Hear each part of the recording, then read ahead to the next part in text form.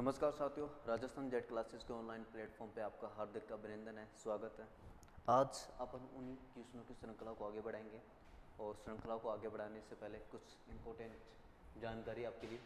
CUET और jet 2025 का new batch, foundation batch पूरे साल भर का 3 जुलाई से स्टार्ट होने जा रहा है। ऐसे बच्चे जिन्होंने अभी तक मान लो कहीं से भी कोचिंग नहीं लिया हो, पूरे साल भर से वेट कर रहे हैं, ठीक है, या वो पूरी साल भर सीयूईटी के लिए तैयारी करना चाहते हैं, तो वो बच्चे 3 तारीख से स्टार्ट हो सकते हैं। बिल्कुल जीरो लेवल से क्लासेस स्टार्ट होगी वहाँ से, और पूर्ण रूप से अच्छे से पढ़ाया जाएगा, एक एक चीज़ को समझाया जाएगा, ठीक है ना।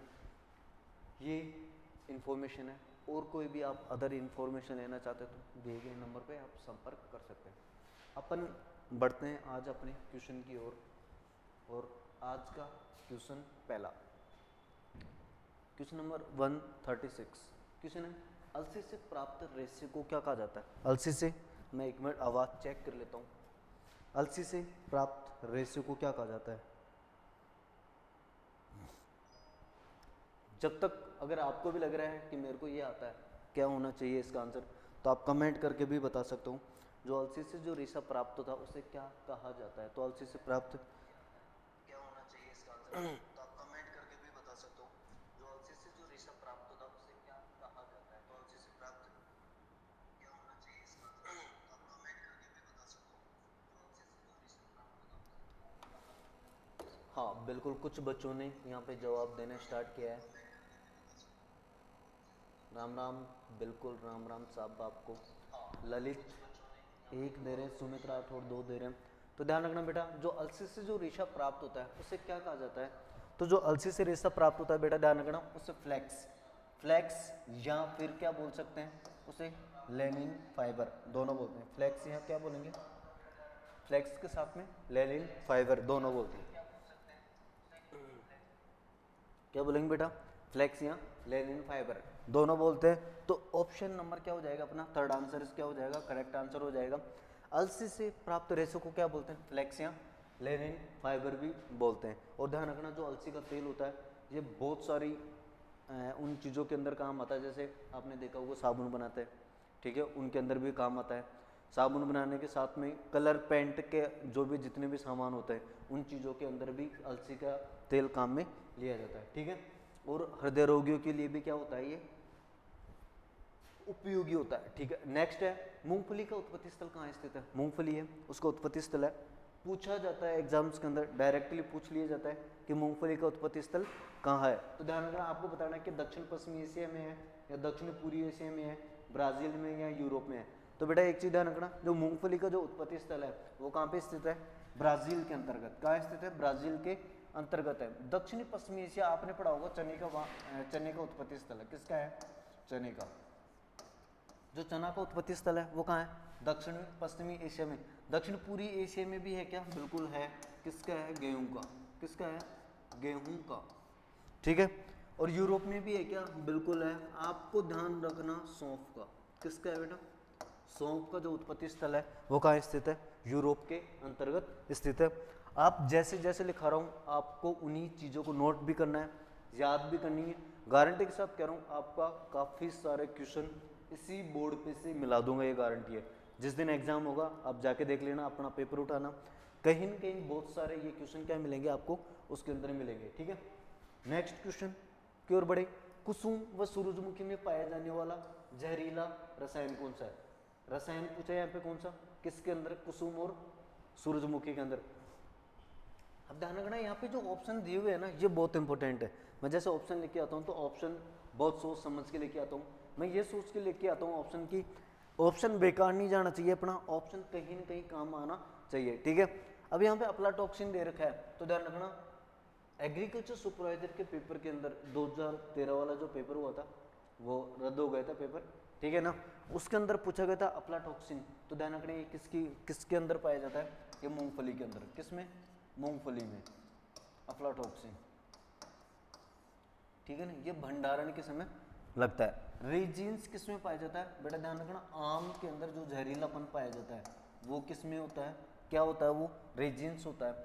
अब यहाँ पे पूछा है सूरजमुखी और कुसुम दोनों में, सूरजमुखी या कुसुम दोनों के अंदर जो पाया जाने वाला जहरीला तत्व कौन सा, वो होता है पॉलीफिनोलिक्स। कौन सा होता है, पॉलीफिनोलिक्स होता है। अब आपको कमेंट करके ये बताना है, मैं जरूर देखूंगा जितने बच्चे मान लो ऐप के अंदर ऑनलाइन क्लास में आए, मैं देखूंगा गोइट्रोजन ये किसके अंतर्गत पाया जाता है। जल्दी से मैं 1 मिनट का समय दे रहा हूँ, जल्दी से आप कमेंट करके बता दो, मैं आपके कमेंट को पढ़ रहा हूँ यहाँ पे।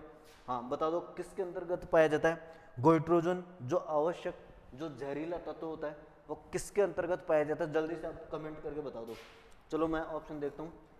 सर अगर इस साल जेट में सिलेक्शन ना हो तो नेक्स्ट ईयर दोबारा तैयारी करें या फिर प्राइवेट ले। बेटा एक चीज़ तो ध्यान रखना, प्राइवेट तो भूल के भी मत लेना, चाहे आप बीए कर लेना, बीएससी कर लेना, प्राइवेट एग्रीकल्चर से बीएससी करने का कोई मतलब नहीं है, सिंपल सी बात है, ठीक है।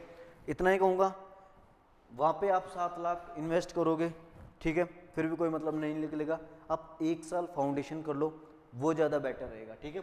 अब लेकिन मैंने जो पूछा जल्दी उसका आंसर दे दो आप।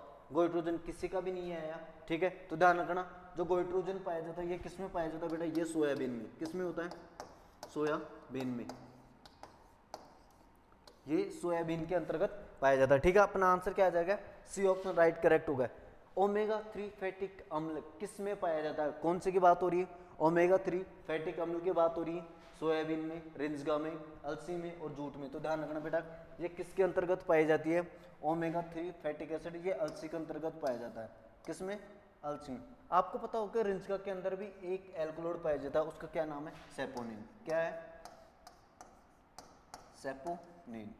रिंजगे के अंदर, रिंजगा में भी एक अम्ल पाया जाता है, उसका नाम क्या है, सेपोनिन। आपको याद रखना है। कपास के अंदर बात करूँ, कपास के अंदर भी लिखवा रखा आपको, गोसीपोल पाया जाता है। कौन सा पाया जाता है, गोसीपोल। नेक्स्ट है, काउपी के नाम से किस फसल को जाना जाता है, वेरी बहुत इंपॉर्टेंट है, ध्यान रखना। एग्जामिनर बहुत सातिर माइंड का होता है, वो क्या करता है कि एक सिंपल सा वर्ड दे देगा, यहाँ पे दे दिया चिकपी दे दिया, काउपी दे दिया। अब आप कंफ्यूज हो जाते हो कि यार काउपी बोलते किसको है, तो आपको भी ये चीजें छोटी छोटी चीजों को पकड़ के रखना है और कैसे आंसर देना। हाँ तो भाई क्वेश्चन नंबर 144 का जल्दी से आंसर बता दो, जितने भी बच्चे ऑनलाइन है जल्दी से इसका आंसर दे सकते हैं आप। पहले बता रहे हैं चावला, वेरी गुड, किसी ने भी, सुमित ने आंसर दिया है, सुमित राठौड़ ने दिया है और चावला को, वेरी गुड, बहुत अच्छा। ध्यान रखना बेटा काउपी किसको बोलते हैं, तो काउपी जो बोलेंगे वो किसको बोलेंगे, चावला को बोलते हैं। राजमा को क्या बोलते हैं, किडनी बिन। क्या बोलते हैं राजमा को, किडनी बिन। और इसको बोलते हैं शर्मीली फसल, शर्मीली फसल। शर्माती है, किसकी, जैसे मेरे जैसे शर्माती है, कौन, राजमा। अरहर को क्या बोलते हैं, अरहर को बोलते हैं रेड ग्राम। क्या बोलते हैं, रेड ग्राम, ठीक है ना। आपको ये नाम याद रखना है। चने को क्या बोलते हैं, चने को बोलते हैं बेटा चिक्पी। ये किसको बोलते हैं, चिकपी। अब यहाँ पे कुछ भी आ सकता है, यहाँ पे काउपी दे दिया है ना, इधर मान लो कुछ भी अगला जो कोई भी क्वेश्चन दे तो मान लो काउपी दे दी, इसको चिकपी दे देगा, तो चिकपी किसको बोलते हैं, चने को बोलते हैं। आपको ये चीजें ध्यान रखना। आंसर क्या आ जाएगा अपना, पहला आंसर भी करेक्ट। नेक्स्ट क्वेश्चन है, मक्का में पाए जाने वाले बोनेपन के लिए उत्तरदायी जीन। जल्दी से कमेंट कर दो, क्वेश्चन नंबर 141 को जल्दी से कमेंट करके बता दो क्या आंसर होगा। जल्दी से ललित, सुमित, जितने भी बच्चे देख रहे हैं उसका जल्दी से आंसर बता दो आप। कुछ बच्चे कंटिन्यू जुड़े थे, बिल्कुल सुमित ने 3 दिया है, ओपेक 2, वेरी गुड, बहुत अच्छा आंसर दिया है। ललित चौधरी बिल्कुल सही आंसर दिया है। ध्यान रखना बेटा जो मक्का में जो जीन पाई जाती है बोनेपन के लिए, जो जीन पाई जाती है वो कौन सी होती है, मक्का में ओपेक 2। ओपेक 2 अगर नहीं भी आता है तो क्या आ सकता है, फ्लोरी 2, ये दोनों में से कोई सा भी आ सकता है, ओपेक 2 या फिर फ्लोरी 2। वूजू जीन किस में पाई जाती है, तो ये पाई जाती है जौ के अंतर्गत। किस में पाई जाती है, जौ में, ठीक है। ट्रिप्ट 23A ये किस में पाई जाती है बेटा, बाजरे में। किस में, बाजरा के अंतर्गत पाई जाती है। और डीजी वूज जीन ये किस में पाई जाती है, ये बेटा धान के अंतर्गत पाई जाती है, ठीक है। तो आपको चारों को ध्यान रखना है। डीजी वूज जीन किस में, धान में। ट्रिप्ट 23A बाजरे में। ओपेक 2 फ्लोरी 2 किस में, मक्का के अंतर्गत पाई जाती है। और वूजू जीन किस में पाई जाती है, जौ के अंतर्गत पाई जाती है। नेक्स्ट क्वेश्चन है SRRI, SRI का संबंध किस फसल से, बहुत इंपॉर्टेंट है, जेट के अंदर पूछा भी गया है, ये एक बार आया है हो सकता है कि दोबारा से भी पूछा जा सकता है। तो ध्यान रखना SRI का संबंध किस फसल से है, गेहूं से, ज्वार से, धान से, बाजरा से है। और SRI की फुल फॉर्म भी पूछी जाती है, ठीक है ना। हाँ तो ध्यान रखना जितने भी बच्चे, ठीक है मैं एक बार चेक कर लेता हूँ बता रहे हैं क्या। ललित सुमित SRI के संबंध किससे है, क्वेश्चन नंबर 142 का जल्दी से आंसर। सचिन ने थर्ड आंसर दिया है, थर्ड किसका दे रहे हो, धान से, वेरी गुड, चलो अच्छी है। हाँ ध्यान रखना जो SRI के संबंध है ये किस फसल से बेटा, ये बिल्कुल धान से है। किससे, धान से है। तो एक चीज ध्यान रखना SRI की फुल फॉर्म क्या होती है, SRI, इसको बोलते हैं बेटा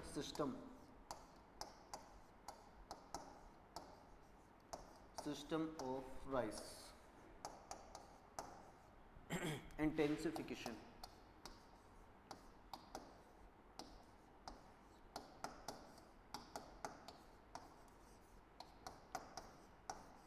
ठीक है ना, ये इसकी फुल फॉर्म होती है सिस्टम ऑफ राइस इंटेंसिफिकेशन। ठीक है ना, क्या बोलेंगे SRI को, सिस्टम ऑफ राइस इंटेंसिफिकेशन। ठीक है ना। अब एक चीज और है, गेहूं के अंतर्गत भी होती है ना, बिल्कुल CRI, क्या होती है CRI, उसको बोलते हैं क्राउन रूट इनिशिएशन। वैसे मैंने टेस्ट पेपर लिया था उस टाइम पे दे भी दिया था। तो गेहूं की CRI क्रांति की फुल फॉर्म क्या होती है बेटा, SRI को क्राउन रूट इनिशिएशन बोलते हैं। ठीक है, नेक्स्ट क्वेश्चन, दलहनी फसलों के भंडार है तो नमी की मात्रा, ध्यान रखना आपको ये चीज ध्यान रखनी है। दलहनी फसल है, खाद्यान्न फसलें हैं, तिलहनी फसलें, उनके अंदर जो नमी की मात्रा होती है कितने % होती है, उन चीजों का आपको ये चीज याद रखनी है। ध्यान रखना जो दलहनी फसलें होती है उनमें जो नमी की मात्रा रखते हैं वो बेटा कितनी रखते हैं, वो रखते हैं 8 से 10%। कितने रखते हैं, 8 से 10% रखते हैं। अब मैं एक पूछना चाह रहा हूँ जितने बच्चे ऑनलाइन हैं, आपको जल्दी से बताना है कि जो तिलहनी फसलों के लिए जो नमी की मात्रा रखते हैं कितनी रखते हैं, 8 से 12। सचिन बेटा 8 से 12 तो ऑप्शन में नहीं है, दलहनी फसल की बात कर रहा हूं मैं यहाँ पे, ठीक है ना। तो ध्यान रखना बेटा जो दलहनी फसलों के लिए जो नमी की मात्रा रखते हैं भंडारण के लिए तो कितने रखते हैं, 8 से 10। जो 10 से 12 रखते हैं ये कौन सी फसलों में रखते हैं, अनाज वाली में, खाद्यान्न फसलों में। जो खाद्यान्न फसलें होती है, ठीक है ना, फसलों के लिए जो नमी की मात्रा रखते हैं वो कितनी रखते हैं, 10 से 12। ठीक है, जो तिलहनी फसलें होती है उससे 6 से 8 रखते हैं तिलहनी फसल के लिए।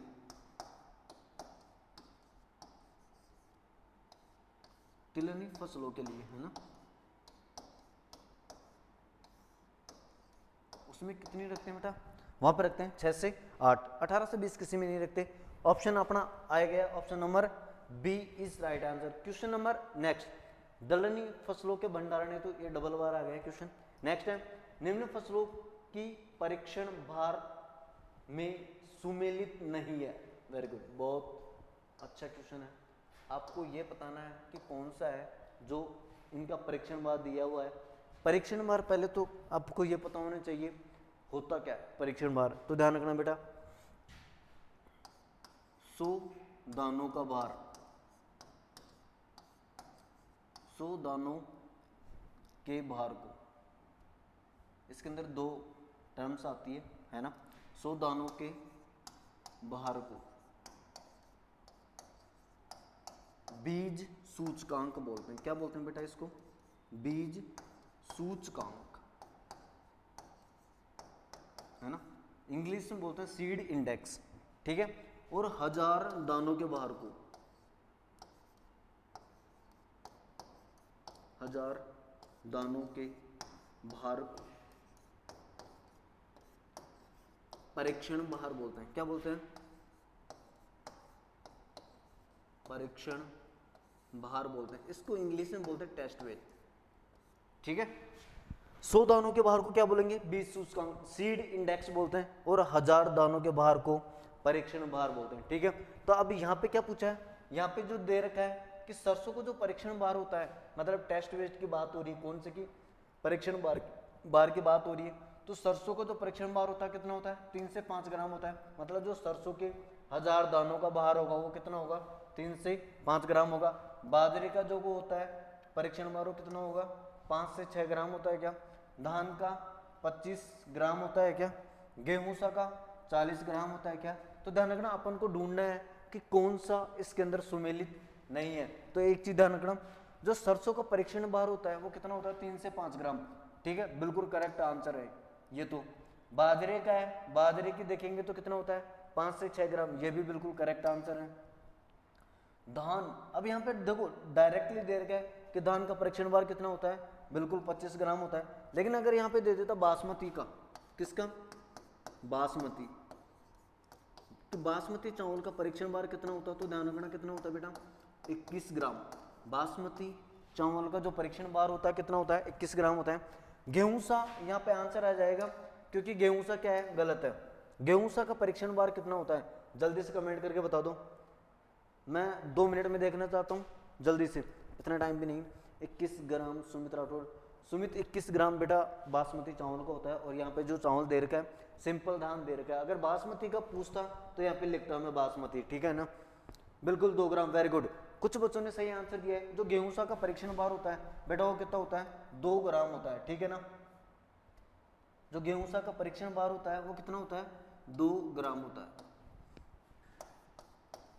2 ग्राम होता है, वेरी गुड, बहुत। और 40 ग्राम किसका होता है, तो ध्यान रखना है 40 ग्राम ये गेहूं का होता है। किसका होता है बेटा, गेहूं का परीक्षण भार कितना होता है 40 ग्राम होता है, ठीक है।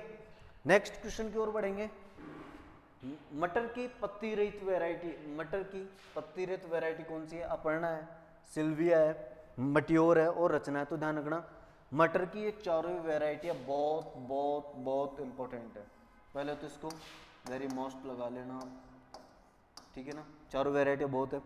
और जो पत्ती रहित वैरायटी की बात हो रही तो वो कौन सी है, अपर्णा, अपर्णा हो चाहे अर्चना हो, दोनों कोई सी भी मान लेना, अपर्णा है, ठीक है। साल्विया, इसको पत्ती सहित छिलका सहित खाता है, छिलका सहित,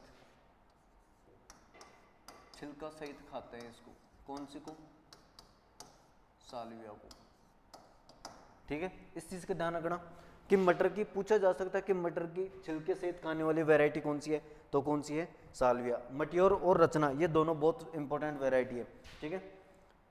नेक्स्ट क्वेश्चन है निम्न में से कौन सा सुमेलित नहीं है। एक चीज ध्यान रखना, चाहे गेहूं का क्लासिफिकेशन हो चाहे या मक्का का क्लासिफिकेशन हो, 100% इस बार एक क्वेश्चन जरूर आएगा जेट के अंदर, ठीक है ना। आपको नोट करके लिख लेना ना, बहुत इंपॉर्टेंट है, आपको अच्छे से याद कर लेना। अब एक चीज ध्यान रखना, यहाँ पे कौन सा सुमेलित नहीं है, आपको 3-4 ऑप्शन दे रखे हैं, आपको ये बताना है कि चारों में से कौन सा सुमेलित नहीं है। फ्लिंट कौन, देखो फ्लिंट एफ से स्टार्ट होता है, एफ, और ई इंडुराटा ई से होता है, एफ ई, इसका तो आप ये ध्यान रखना, एफ ई ध्यान रखना जरूर, 100% एफ ई, फ्लिंट कौन और ई से इंडुरेटा, ठीक है। पॉपकॉर्न का जियामेज जिवर्टा, देखो ये तो बिल्कुल करेक्ट आंसर है, ये तो मैच है, इसी का होता है, पॉपकॉर्न का जियामेज जिवर्टा होता है, ये भी बिल्कुल करेक्ट है, ठीक है। स्वीट कॉर्न, स्वीट मीन्स क्या होता है, मीठा, क्या होता है, मीठा। और यहाँ पे देखो लास्ट में सैकेरेटा, शर्करा जैसा आ रहा है ना, सैकेरेटा, शर्करा मीठी, तो स्वीट कॉर्न सैकेरेटा, ये इसको ऐसे मैच कर सकता हूँ। डेंट कॉर्न, जियामेज एमाइलेशिया, जियामेज एमाइलेशिया नहीं होता, डेंट कॉर्न का तो क्या होता है बेटा, जियामेज इंडेंटेटा होता है, ठीक है। और यहाँ पे क्या है, जियामेज एमाइलेशिया, ये किसकी है, ये फ्लोरमेज, फ्लोरमेज का है, जियामेज एमाइलेशिया, ठीक है ना, फ्लोरमेज का है। और डेंट कॉर्न का क्या होता है, डेंट इंडेंटेटा होता है, इंडेंट टाटा कर लो, इंडेंट टाटा, ठीक है। नेक्स्ट क्वेश्चन की ओर बढ़ेंगे कि आर जी सी कौन सी है, आर जी सी, आर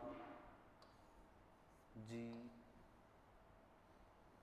सी 936 किसकी वैरायटी है, तो बेटा एक चीज ध्यान रखना, आर जी सी, एक चीज ध्यान रखना कोई भी एग्जामिनर है ना, इन चीज़ों को बहुत नोटिस करना है। आपको यहाँ पे आरजीसी दिया है ना, अब यहाँ पे 2 तरीके के बना है, या तो राजस्थान ग्राम, ग्राम में क्या होता है, चना, ठीक है ना, या क्या दे सकता है आर राजस्थान, जी का मतलब क्या हो सकता है, गंवार, ठीक है, ये दोनों आपको ऐसे ही पकड़ना है। अगर जैसे इस टाइप की वैरायटी दे दी, मान लो उसने दिया C4 या C3, किसकी वैरायटी है, तो ध्यान रखना ऑप्शन के अंदर अगर मिला लेना आप, C से क्या बनता है, चना, ठीक है, C से क्या बनेगा, चना, तो ध्यान रखना ये वैरायटी किसकी है, चने की वैरायटी है, ठीक है। G4 नहीं दिया था, D4 दिया था, D4 आपको बताना, चलो एक वैरायटी आई थी इसी कॉन्सेप्ट पे आधार D4 वैरायटी किसकी है, ऑप्शन भी ले लेता हूँ, जीरा था, धनिया था,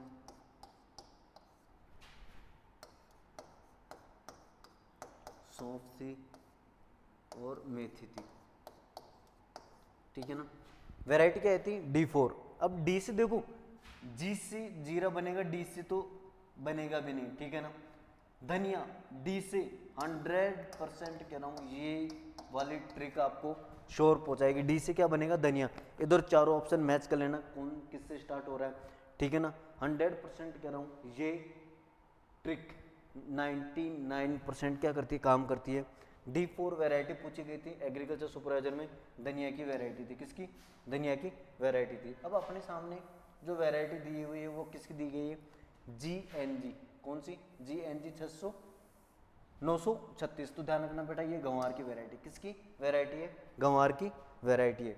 और एक वैरायटी और आती है GNG 963, कितनी, कौन सी, GNG 963, ये बेटा ये चने की वैरायटी है, बहुत इंपॉर्टेंट वैरायटी, ठीक है। GNG 963 चने की वैरायटी है। नेक्स्ट है जापानीज इम्प्रूव्ड फूल गोभी की किस प्रकार की किस्म है, जापानीज इम्प्रूव्ड फूल गोभी की कौन से प्रकार की किस्म है। यहाँ से आपको क्वेश्चन, जैसे फूल गोभी है, पत्ता गोभी है, आपको यहाँ से किस्मों को आपको इस प्रकार याद करना पड़ेगा, कौन सी अगेती है, कौन सी पचेती है। तो ध्यान रखना, जो जापानीज इम्प्रूव्ड है ये मध्यम वैरायटी है, कौन सी वैरायटी है, मध्यम वैरायटी है। आप फूल गोभी, पत्ता गोभी, इनको अच्छे तरीके से पढ़ लेना। काफ़ी साल हो गए, 4-5 साल गुजर गए, यहाँ से क्वेश्चन नहीं पूछा गया, 100% है, इस साल जरूर यहाँ से टच करेगा वो, ठीक है। नेक्स्ट क्वेश्चन है कि बीज की बुआई करना कौन सा भू परिष्करण के अंतर्गत आता है, आपने टिलेज पढ़ा था, तो टिलेज के अंतर्गत ध्यान रखना, जब भी कोई किसान खेत को तैयार करता है, जब भी वो खेत में अगर हल चलाता है तो प्राथमिक भू परिष्करण के अंतर्गत आता है। लेकिन एक शर्त है कि जब अगर वो बीज बोना स्टार्ट कर देता है, जिस दिन उसने हलों के अंदर अगर बीज डाल दिया और बुआई करना स्टार्ट कर दी, तो वहीं से द्वितीय भू परिष्करण की क्रियाएं क्या हो जाती है, स्टार्ट हो जाती है। ध्यान रखना, अगर आप मान लो उसने दे दिया कि खेत की जुताई करना, क्या दे दिया, खेत की जुताई करना, कौन सा भू परिष्करण के अंतर्गत आता है, तो बेटा एक चीज ध्यान रखना, अगर खेत की जुताई कर रहे हैं तो वो कौन से भू परिष्करण के अंतर्गत आएगा, वो आएगा प्राथमिक भू परिष्करण के अंतर्गत। लेकिन यहाँ पे क्या कर रहा है, बीज की बुआई करना, कौन सा भू परिष्करण के अंतर्गत आएगा, द्वितीय भू परिष्करण के अंतर्गत आएगा, ठीक है, द्वितीय भू परिष्करण के अंतर्गत आएगा। नेक्स्ट क्वेश्चन है, ऐसा कृषि यंत्र जिसे प्राथमिक व द्वितीय भू परिष्करण के साथ साथ प्राथमिक द्वितीय भू परिष्करण के एक साथ कर सकते हैं। ध्यान रखना, प्राथमिक और द्वितीय भू परिष्करण दोनों की क्रिया क्या होती है, एक साथ एक ही हल के द्वारा हो सकती है। कौन सा है, चिजेल है क्या, डिस्क प्लाव है क्या, रोटोवेटर है क्या, और डिस्क हैरो है क्या। एक चीज ध्यान रखना, चिजेल, चिजेल ये क्या होता है, काली मृदा, काली मृदा या कठोर मृदा के लिए, काली मृदा या कठोर मृदा में काम लेते हैं इसको, किसको, चिजेल के लिए, चिजेल को। डिस्क प्लाव, जितने भी अगर प्लाव आता है ना, जितने भी प्लाव, कोई सा भी प्लाव हो, ठीक है ना, उसकी बात करो, अगर ऑप्शन के अंदर कोई भी प्लाव शब्द आ जाता है तो ध्यान रखना, ये प्राथमिक भू परिष्करण का यंत्र माना जाएगा, ठीक है ना। कौन सा यंत्र माना जाएगा, प्राथमिक भू, तो चिजेल भी है ना, ये प्राथमिक भू परिष्करण का यंत्र है। चिजेल और ये दोनों तो क्या है, प्राथमिक भू परिष्करण के। लेकिन एक यंत्र ऐसा है रोटोवेटर, जो प्राथमिक और द्वितीय दोनों भू परिष्करण के अंतर्गत माना जाता है, ठीक है ना। यहाँ पे क्या दिया है, डिस्क हैरो, हैरो की बात आएगी तो ये कौन सा आएगा, द्वितीय भू परिष्करण आएगा, ठीक है। हैरो कौन से में आएगा, द्वितीय भू परिष्करण के अंतर्गत आएगा।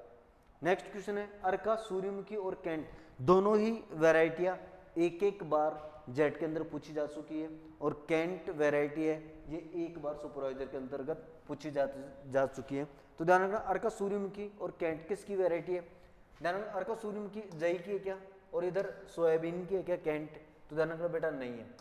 एक चीज ध्यान रखना कैंट तो मुख्य रूप से किसकी वैरायटी है, जई की है, कैंट जई की वैरायटी है, और अर्का सूर्यमुखी कद्दू की वैरायटी है, किसकी, कद्दू की। ध्यान रखना तो कद्दू और जई जहां भी ऑप्शन में मिलता है वहीं आंसर टिक दो, ठीक है। ऑप्शन नंबर 30 क्या हो जाएगा, राइट आंसर हो जाएगा।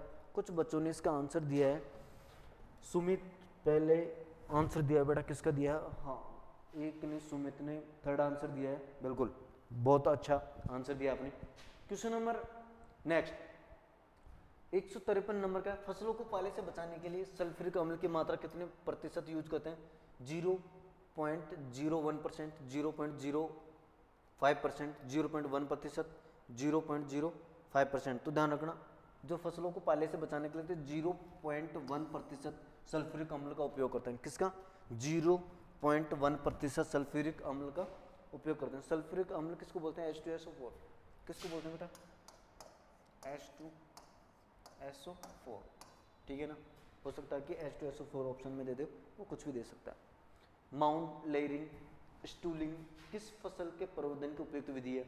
अब आपको ऑप्शन के अकॉर्डिंग भी काफ़ी सारे ऐसे क्वेश्चन होते हैं जिनको सही किया जा सकता है। अगर आपको नहीं भी आता ना तो ऑप्शन से भी उन आंसरों को क्या किया जा सकता है, पकड़ा जा सकता है, बस थोड़ा सा कॉमन सेंस की जरूरत है। अब ध्यान रखना यहाँ पे क्या दे रखा है, माउंट लेयरिंग या स्टूलिंग। एक चीज ध्यान रखना ये दोनों ही टर्म बहुत इंपॉर्टेंट है, ठीक है ना। इसको ये इंग्लिश में दे रखा है, इसको ये दोनों ही टर्म क्या है, बहुत इंपॉर्टेंट, माउंट लेयरिंग या स्टूलिंग। स्टूलिंग या माउंट लेयरिंग दोनों को, इनको एक चीज एक और बोलते हैं ढेरी दाब, क्या बोलते हैं, ढेरी दाब, इनको ढेरी दाब भी बोलते हैं, ठीक है ना। किस फसल में करते हैं, अब आम की बात करूंगा, आम में करते हैं क्या, नहीं जी, आम में तो कौन सा करते हैं, विनियर ग्राफ्टिंग करते हैं। आम में कौन सी करती है, विनियर ग्राफ्टिंग करते हैं ना, आम में विनियर ग्राफ्टिंग या इपिकोटाइल ग्राफ्टिंग या इनार्चिंग विधि, कोई सी भी विधि अपना सकते हैं। अनार में कौन से करते हैं, कलम, मैंने कल ही बताया था, कलम विधि है ना। अब ध्यान रखना कलम में कौन से, हार्डवुड कटिंग, ठीक है ना, हार्डवुड कटिंग। पपीता में बीज के द्वारा, किसके द्वारा करते हैं, बीज द्वारा। पपीता को जो प्रवर्धन करते हैं बेटा किसके द्वारा करते हैं, बीज के द्वारा। पपीता, नींबू, इनका जो प्रवर्धन किया जाता है बीज के द्वारा। तो ध्यान रखना अपना ऑप्शन बचा कौन सा फिर लास्ट, अमरूद। तो अपना आंसर क्या हो जाएगा, राइट आंसर हो जाएगा अमरूद, ऑप्शन नंबर 4, वेरी गुड। कुछ बच्चों ने 4 आंसर दिया है, अमरूद दिया, वेरी गुड, बहुत अच्छा, ऐसे आंसर देते रहो। बैंगन की बीज दर प्रति हेक्टेयर रखते हैं, जो बैंगन की बीज दर होती है कितनी रखते हैं, 150 से 200 ग्राम, 400 से 500 ग्राम, 600 से 700 ग्राम और 35 से 40 ग्राम। तो बेटा एक चीज ध्यान रखना यहाँ पे अपन को संकर नहीं दिया, अगर मान लो संकर देता तो मैं इस वाले आंसर को टिक करता, संकर बैंगन की बीज दर है, संकर बैंगन की बीज दर कितनी होती है, 150 से 200 ग्राम। अगर सामान्य उसकी पूछी है तो कितनी हो जाएगी, 400 से 500 ग्राम। अगर 600 से 700 ग्राम की बात करें, ये किसकी किसकी बीज दर होती है, तो बेटा एक चीज ध्यान रखना, आपने देखा होगा फूल गोभी की, अगेती किस्मों के लिए, फूल गोभी की अगेती के लिए, अगेती किस्मों के लिए, ठीक है ना। कौन से किस्मों के लिए, अगेती किस्मों के लिए 35 से 40 केजी, यहाँ पे ग्राम नहीं है, यहाँ पे क्या है, किलोग्राम है। इधर क्या था, ग्राम है, इधर क्या है, किलोग्राम। तो ध्यान रखना 35 से 40 किलोग्राम किसकी होती है ये बेटा ये ध्यान रखना, ये 35 से 40 किलोग्राम किसकी होती है, तो मैं आपको बता देता हूँ, पालक की। ICR के अंतर्गत पूछा गया था कि पालक की बीज दर कितनी होती है, तो कितनी होती है, 35 से 40 ग्राम होती है। कुछ मैं बीज दर आपको बताता हूँ, आपको कैसे थोड़ी बहुत याद करनी है। आपने देखा होगा एक चीज़, कुछ यार दोस्त थे, एक साथ रहते थे, ठीक है, खाना वाना कुछ भी नहीं बनाना आता था। शुरुआत में आए गांव से और जयपुर रहना स्टार्ट कर दिया, ठीक है। एक बंदा तेल वील चढ़ा दिया सब्जी बनाने के लिए, तो जैसे ही वो सब्जी बनाने लगा तो उसको भाई साहब जीरा नहीं मिलता है। अपने जो भी रसोई होती है तो वहाँ पे क्या नहीं मिलता, जीरा नहीं मिलता। तो उस भाई साहब ने क्या किया, भंडारा करना स्टार्ट कर दिया। सबसे पहले सौंफ डाल दी, सौंफ रखी थी वहाँ पे, क्या डाल दी, सौंफ। और सौंफ उस भाई साहब ने कितनी डाल दी, सौंफ उसने डाल दी 9 से 10 केजी। सब्जी बनाना स्टार्ट किया और 9 से 10 केजी सौंफ डाल दी, ठीक है। फिर उसका दूसरा दोस्त आ जाता है तो बोलता है कि भाई सौंफ क्यों डाल रहा है, जीरा रखा हुआ है ना अपने पास, ठीक है ना। तो फिर जीरे की याद आते ही तो चलो यार कोई दिक्कत ना, अब तो डाल दिया तो मैं जीरा भी डाल देता हूँ। तो फिर वो दोबारा से उसने क्या डाल दिया, जीरा डाल दिया। कितना डाल दिया भाई साहब, 12 से 15 केजी, ठीक है। जैसे ही कड्डी बना रहा था वो, और जैसे ही थोड़ी बहुत कड्डी उगलने लगी तो भाई साहब ने क्या किया, थोड़ा बहुत धनिया डाल दिया। क्या डाल दिया, धनिया, ठीक है, ये धनिया डाल दिया। और धनिया के बगैर तो सब्जी स्वादिष्ट भी नहीं थी। तो उसने क्या किया, 15 केजी तो क्या डाला था, जीरा, और उसने 15 से 20 केजी क्या डाल दिया, फिर धनिया, ठीक है। धनिया डालने के बाद अब आपको समझ में आ गया होगा कि इधर 9 से 10 किलो तो उसने सौंफ डाल दिया, 10 से 12 केजी उसने जीरा डाल दिया, फिर 15 से 20 केजी धनिया डाल गया। अब खराब होनी है सब्जी, तो बोलता है कि चलो अपन तो खाएंगे नहीं, पशुओं के लिए बाटी बना देते हैं। तो उसने क्या किया, यहाँ पे धनिया डाला तो उसने 20 से 25 केजी, अरे कौन जग गया फोन, उसने क्या कर दिया, 20 से 25 केजी रिंजगा डाल दिया। क्या डाल दिया, 20 से 25 केजी रिंजगा डाल दिया कि चलो पशुओं के लिए बाटी बना देते थे, अब खाएंगे तो वैसे भी नहीं। तो उसने 20 से 25 केजी क्या डाल दिया, रिंजगा डाल दिया। रिंजगा डालने के बाद में उसे एक चीज़ और याद आ गई कि यार देखो पौष्टिक चीज़ बनानी है, पशु ज़्यादा दूध देगा तो मैं मेथी भी डाल देता हूँ। तो उसने मेथी भी डाल दी। क्या डाल दी, मेथी। मेथी कितनी डाली उसने, 20 से 25 केजी, ठीक है। फिर उसने कहा कि यार मेथी डाल दी तो एक काम करो, बरसीम और डाल दो, अब इसके अंदर पूरा काम ही तमाम कर दो। और बरसीम कितनी डाल दी उसने, 25 से 30 केजी, काम तमाम कर दिया। पूरा भंडारा बना रहा था, भंडारा तो छोड़ दिया और पशुओं के लिए क्या तैयार कर दिया, बाढ़ तैयार कर दिया। अब आपको ये वेराइटियाँ, या वेराइटी नहीं, ये बीज दर आपको याद होनी चाहिए।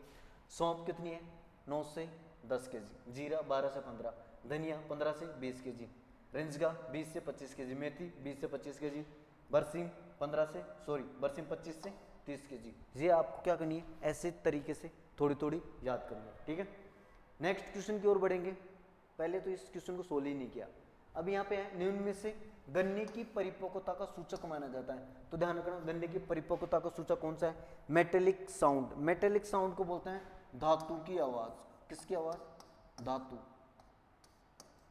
धातु की आवाज, मेटेलिक साउंड को बोलते हैं आवाज। धातु, मेटल मीन्स क्या होता है बेटा, धातु, और साउंड मीन्स आवाज, है ना। मेटल मतलब धातु की आवाज। धातु की आवाज कैसी आएगी, गन्ने से दो गन्नों को भिड़ाने पर, एक साथ उसको भिड़ाने पर क्या उसकी क्या आवाज आएगी, धातु की आवाज आएगी।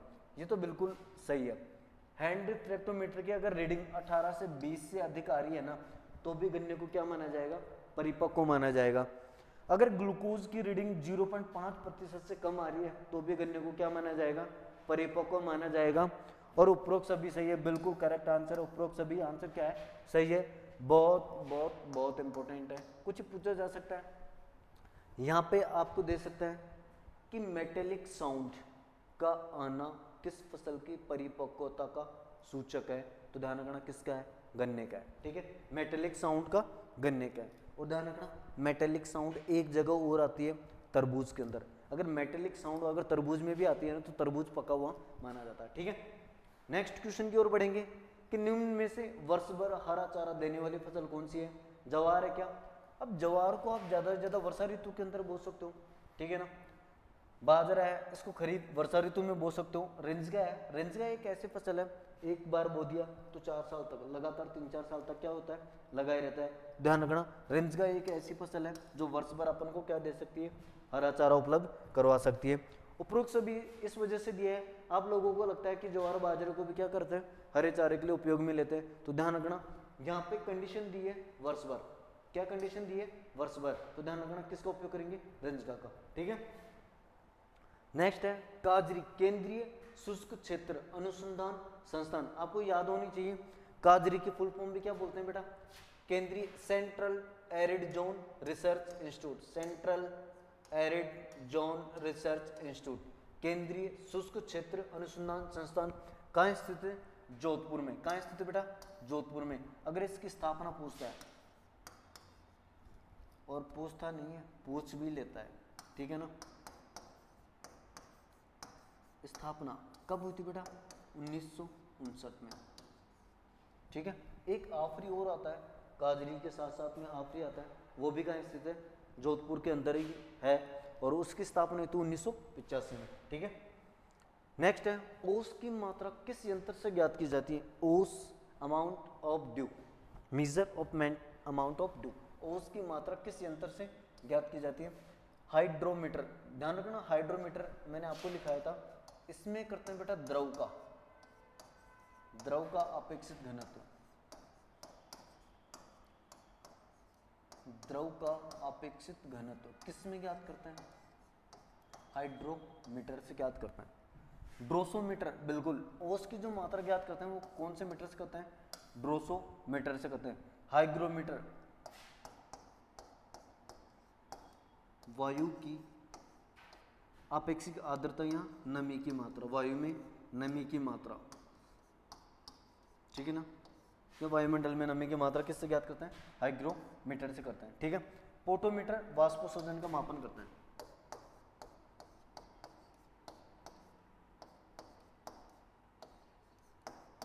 वाष्पोत्सर्जन का मापन किससे करते हैं बेटा, फोटोमीटर।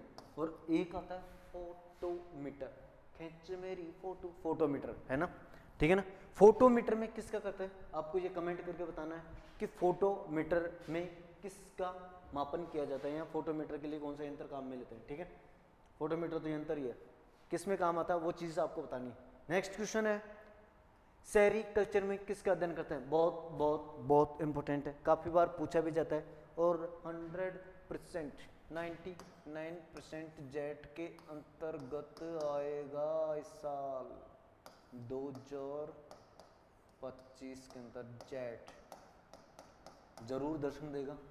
अगर यहाँ से नहीं आया तो इन 4 ऑप्शन में से टपकेगा जरूर। बादलों का दिन किस में करता है, वैसे तो मैंने आपको सीट दे रखी है अच्छे तरीके से, आपको सीट को अच्छे तरीके से प्रिपेयर कर लेना ना, अभी भी गारंटी के साथ दे रहा हूँ बहुत ज़्यादा क्वेश्चन मिलेंगे उससे। ठीक है, बादलों का दिन किस में करते हैं, नेफ्रोलॉजी, किस में करते हैं बेटा, नेफ्रोलॉजी। चलो मैं एक बार ऑनलाइन बच्चों वालों को चेक कर लेता हूँ अरवी कल्चर में किसका अध्ययन करते हैं, जल्दी से ऑनलाइन वाले बच्चे जो भी जुड़े हुए हैं अरवी कल्चर में किसका अध्ययन करते हैं, जल्दी कमेंट करके बता दो, मैं जब तक इनका लिख देता हूँ। रेशम कीट, बिल्कुल सेरीकल्चर में किसका अध्ययन करते हैं बेटा, रेशम कीट का, ठीक है ना। मोलेरी कल्चर में शहतूत की खेती करना, शहतूत की खेती करना कौन से किसके अंतर्गत आती है, ये मोलेरी कल्चर के अंतर्गत है। अरवी कल्चर जल्दी से बता दो, कोई बच्चा बताना चाह रहा है क्या, रेशम कीट का, बिल्कुल आपने सही बताया, वेरी गुड, बहुत अच्छा। किसने बताया, सचिन ने, वेरी गुड, सचिन ने सही बताया। ध्यान रखना अरवी कल्चर में किसकी खेती करते हैं बेटा, फसलों की खेती करना, फसलों की खेती करना, ठीक है ना, किसके अंतर्गत आएगा वो, अरवी कल्चर के अंतर्गत आएगा, रेशम कीट का होएगा। आज के लिए इतनी ही क्वेश्चन है, ठीक है, कल एक से बढ़ के एक क्वेश्चन लेके आऊँगा, बहुत अच्छे क्वेश्चन लेके आऊँगा, लेवल से भी होंगे और सिंपल भी होंगे, ठीक है। मैं इतना मान रहा हूँ मैं डेली के 30 क्वेश्चन लेके आता हूँ, और अगर इन 30 क्वेश्चनों के अंतर्गत मैं इतना सा कहूँगा, अगर 20 भी क्वेश्चन सही कर रहे हो ना आप, तो अच्छे समझना कि थोड़ा बहुत सही है, बढ़िया तरीके से अपन पास कर सकते हैं, ठीक है। ठीक है ना। अगर 20 भी क्वेश्चन सही है, बस इतना से कहूँगा कि डेली पढ़ाई को बढ़ा दो। अब अपने पास टाइम नहीं बचा है, ठीक है ना। डेली सोना कम कर दो, 5 घंटे सोना कर दो, 6 घंटे कम सोना कर दो, ठीक है ना। थोड़ी सोने के टाइम को बढ़ा दो और पढ़ाई के टाइम को बढ़ा दो। आपको कम से कम एटलीस्ट 4 घंटे पिछला जो रिवीजन है वो करना है, ठीक है ना। 4 घंटे आप रिवीजन करते रहो। आपको क्रैश कोर्स है, क्रैश कोर्स के अंतर्गत दुनिया बोलती कि इतना टाइम में हो जाना चाहिए, बेटा कुछ ही नहीं होता। जिनका सिलेबस हो गया, जो जिन्होंने पन्ने भी बांट के फ्री कर दिए, उनसे बेस्ट आपका रिजल्ट आएगा, या 100% लिख के दे देता हूँ, ठीक है ना। आप जुड़े रहना रेगुलर, मैं गारंटी के साथ कर रहा हूँ आपका बहुत सारे क्वेश्चन मैं सही करा दूंगा यहाँ से। और दूसरी बात, अब बायोलॉजी वाले क्वेश्चन को भी तैयार करना। बायोलॉजी में जैसे फसलों के रोग हैं, ठीक है ना, फलों के रोग है, ये वाले रोग वाले क्वेश्चन 100% बायोलॉजी के अंतर्गत पूछे जाते हैं, ठीक है। फसलों में रोग लिखाए हुए हैं, उसके अंतर्गत कहीं से भी क्वेश्चन करना, अपना क्वेश्चन क्या होना चाहिए, सही होना चाहिए, बस कुल मिला के बात है, ठीक है। मिलेंगे नए क्वेश्चनों के साथ में, तब तक के लिए धन्यवाद।